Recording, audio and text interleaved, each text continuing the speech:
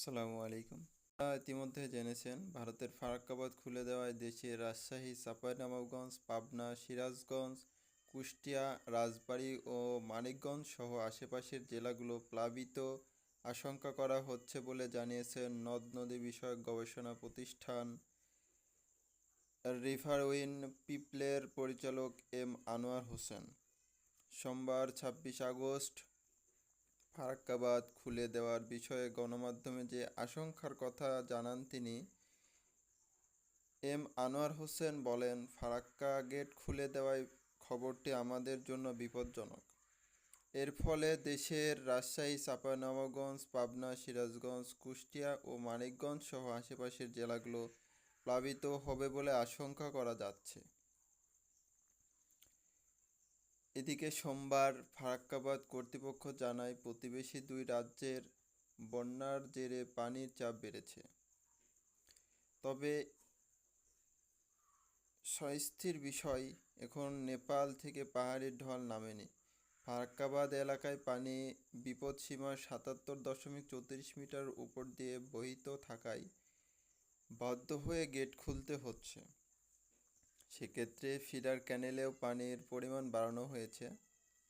ফারাক্কাবাদের general manager আরদেশ ফন্ডে জানিয়েছেন, ফারাক্কা ব্যারেজে কর্তৃপক্ষ সবসময় অ্যালার্ট রয়েছে, প্রতিটি মুহূর্তে নজর রাখা হচ্ছে। খুব কম সময়ের মধ্যে যেভাবে পানির চাপ তৈরি হয়েছে তাতে ১০৯ গেটের সবকটি খুলে না দিলে ব্যারেজের ওপর বড় চাপ তৈরি হচ্ছিল। এর ফলে বড় ক্ষতি হয়ে যেতে পারত। আপাতত ফিডার ক্যানেলে ৪০,০০০ কিউসেক ও ডাউন স্ট্রিমে ১১ লাখ কিউসেক পানি ছাড়া হয়েছে।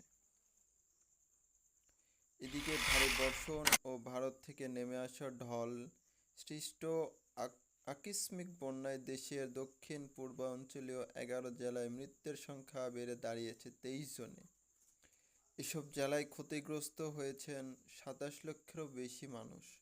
সোমবার দুর্যোগ ব্যবস্থাপনা ও ত্রাণ মন্ত্রণালয়ের বন্যা পরিস্থিতির সর্বশেষ প্রতিদিন থেকে এ তথ্য জানা গিয়েছে।